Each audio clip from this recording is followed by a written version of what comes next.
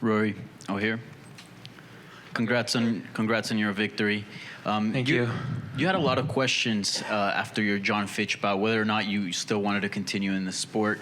Now that you fought again, you entered this fight with a lot of confidence. But did you confirm anything in there? How'd you feel in there? Yeah, I felt good. I felt like my skills were sharp, and everything. It was like pure competition, and I was focused, and everything was good. How annoying and how difficult was leading up to this fight, dealing with all those questions from the media about like whether you were still in it or not? I mean, I kind of brought it on myself, so I can't complain. Do you regret making those comments or no? I don't like regret totally. I just wish I worded it maybe a little differently. But when you just get out of a fight and you have emotions and a million thoughts going, you just kind of like spew it out, and it comes out the way it does.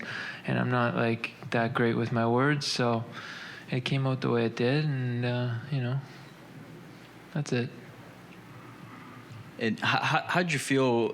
You fought an extremely very good grappler, Neiman Gracie. Obviously, he had you in some submissions, attacks. How'd you feel like your jiu-jitsu fared against his? Because you also had him in some trouble as well on the ground. I felt fine. He's quick. Like his hips are fast. I knew I couldn't like overextend a lot of my ground and pound shots with like I could with most guys, where I could kind of sway left to right with punches. I really had to stay balanced with my shots because he could take my back. He could hip out and get arm locks, triangles. So I really had to be a little bit conservative on top. But I felt pretty good. I mean, I honestly think I dominated the ground besides his submission attempts.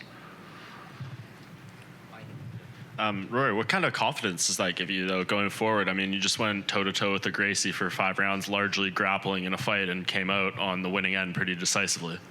Yeah, absolutely. I mean, it's quite an honor to fight a Gracie. I mean, they have a huge legacy, their family, so I was honored to fight them, especially here in Madison Square Garden. He's a nice guy, a gentleman, and he's a true talent. Especially, he only had 9 fights, and he's fighting on this stage for a world title. He did a great job, and yeah, it was a good fight. How's your health right now? Do you feel, like some of those leg locks seem like, he's wrenching legs and stuff, but you're good? No, I'm good. I actually hurt myself more than he hurt me, really. When I hurt my elbow in John Fitch, so when I would do something, I would kind of re-aggravate it, but it doesn't seem to be too bad. But I have to take some time and heal some things up after back-to-back fights and training camps.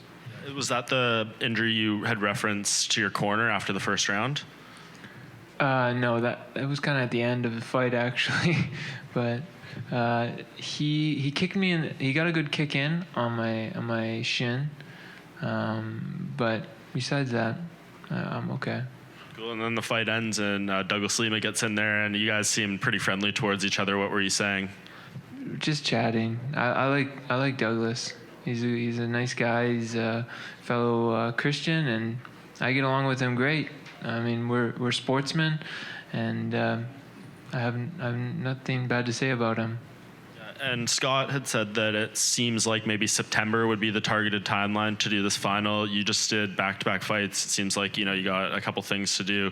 Does that timeline seem realistic for you, or do you think you might need a little more? Yeah, it's not realistic for me. I mean, I wish I could make it come true. I had a feeling they would want that, but it's just not possible with what's going on in my life right now. And the amount of I need to take some time to heal from these fights, from these training camps, so I could be ready for a guy like Douglas.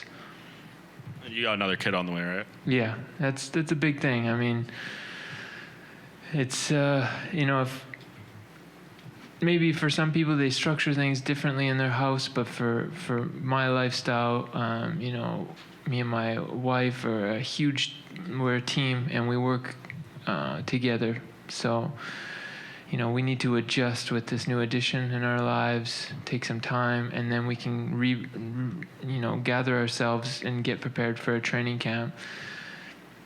Doing that while just having a new child, I think that would be a little much, just stress-wise and organization, and it's just too quick too. It's like too much of a rebound for me to be taking on a competitor like Douglas. And just last thing for me, that is the fight though that's going to happen for your next fight. How will the rematch with Douglas look different from the first fight? Well, hopefully a lot less shin kicks.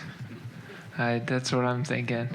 But I want to go in there and I want to finish him. It's been a while, it seems like, since I got a finish. So I'll be looking to bring it to him. Obviously, Douglas Lima being your next opponent. The thoughts of that fight now, how is that with your mindset? Is that something you're really looking forward to, or is it something that makes you very anxious? I didn't catch what you said. Something? Sorry, I said with Douglas Lima being your next opponent, and with everything you've gone through in the build-up to this fight, does the thought of that fight get you excited? Does it make you anxious? How do you feel about that going forward?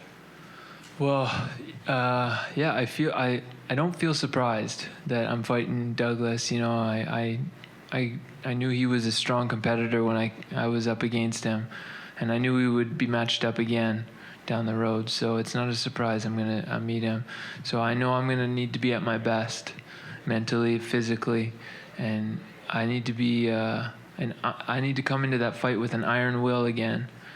I think that's very important to go to have fighting a guy like that. I need to be like a tiger, because with hard-hitting, tough guy with skill, you need to go through peaks and valleys in a fight, emotional, and just push through them. You need to have a strong will. So that's one thing I'll need to be prepared for. Congratulations on the victory. Thank you. You mentioned that you're a Christian, as am I. I wanted to ask you a question about your faith as it pertains to the fighting game. Yeah. Considering the fact that you are a Christian and a person of faith, how does that tie in when it comes to the fighting aspect? Obviously, you're able to do both. You're able to carry your faith and believe in what you believe, as do I. But when you're in there, it's a tough sport and you're trying to hurt the other guy. How do you balance that and make sure that you come out on the other side, just continuing to believe in what you believe in? Well, I'm not struggling with that anymore. I have complete clarity that God gave me these skills and this platform. He took me from a scrawny kid in a low place and brought me up in the martial arts and in the fight game since I was 16 years old, and built me up to put me on this big stage, and I get to testify what the Lord has done in my life. So I think that's a really positive thing, that maybe I could reach an audience that maybe wouldn't be reached, in the fight world, about how good God is when you give your heart to Him. As a fellow Christian, I commend you for that. Moving back into the fight aspect, now that you've won this fight, you're still the welterweight champion. Moving forward in the Grand Prix tournament, you're going to obviously try and win the tournament. How do you stand as it pertains to being the best welterweight in all of MMA? Well, I think I'm up there. I mean, it's one of those division there's a lot of talent. There's a lot of tough guys, and the belt doesn't. It switches hands pretty often, on a global scale. There's a lot of great guys, but it's an honor to be competing at the top amongst all of them. Rory, hi, Phoenix Carnivale. Worked with you many years ago. You had taught a seminar, and you were very young and extremely mature, even at that age, just talking about positional awareness. And now, years later, watching you tonight, it was such a huge factor in every single thing that you did, in every single submission that you got out of. And I think like every jiu-jitsu class should watch tonight's fight. what is the actual training camps for you like? Do you do positional awareness? Is that like a main part of how you train? Yeah, I mean, it becomes kind of second nature when you're training all the time. But when you're dealing with a submission artist, you want to keep your limbs in, because that's what he wants to attack. You know, he wants to, or get around to your back. So you got to keep your limbs close, or else they're gonna take it. And he almost did a couple of times. But yeah, it's definitely that old saying, position before submission. You know, like position is very key in fighting. So definitely I had to be pretty safe and alert. Safe in a lot of positions that, maybe I could take more chances with other guys. But he's quick. He's got good hips, and he's quite fast off his back. When you particularly rate this performance, is there anything that you maybe wish that you had have done or gone for yourself? Obviously looking back, I feel I wish I could have pulled the trigger on the stand-up a little more, but his timing was kind of freaking me out a little bit. I wasn't used to it. Just kind of had this weird slow fast strange style. I wasn't really used to timing, so that's one thing I think I could have improved on. Hey, Rory, congratulations. So September is not in the timetable. When do you think you would be ready? December, maybe November. Did you prove anything to yourself tonight off of the Fitch result and all the discussion that came after that? Did you prove anything to yourself tonight? Yeah, I just feel like everything I felt like after I prayed and spent some time to apply fighting to all the new changes in my life. I just feel it's true. I don't need to struggle with that. I could continue with how great life has changed and move and apply that to my career, and just be happy doing it. Thank you. Thanks.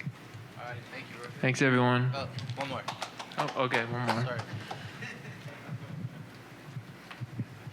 Sorry, Rory. You said something that was pretty interesting to me that I was hoping you could follow up on. And Okay. When you were talking about preparing for Lima and knowing that a fight like that will have peaks and valleys and that you have to have an iron will, I mean, how do you go about making sure that you have an iron will going into a fight like that? It's when you're training every day, you have to kind of have the eye of the tiger. It's eat, sleep, you got to be chewing on steel, kind of thing for 6 weeks, and it hardens your body, it hardens your mind. So I don't know, something about that just gets you in that mind frame of being able to push through certain low points. Whereas if you were just kind of training so, in good shape, you might slack off a little bit. Is it possible to even get that for every fight, or do you have to pick your spots? Because if you get that for every fight, then you'll have a 2-year career. I wish I had an iron will every fight. Sometimes I haven't, but I'd say for most of my career, I've been pretty strong-minded and focused and trained properly. Is that something that when you think about having to go through a training camp like that, is it something that you get what motivates you to do it at this point? The training? Well, it's that kind of camp, to be chewing on steel, like you mentioned. Yeah, I mean, it kind of becomes an enjoyment. Once you get into that zone, it actually feels pretty good. I don't know. It's kind of you feel it inside of you. You feel hungry. You feel like a tiger. It feels good. Okay. Thank you. Thank you, everybody. Thanks.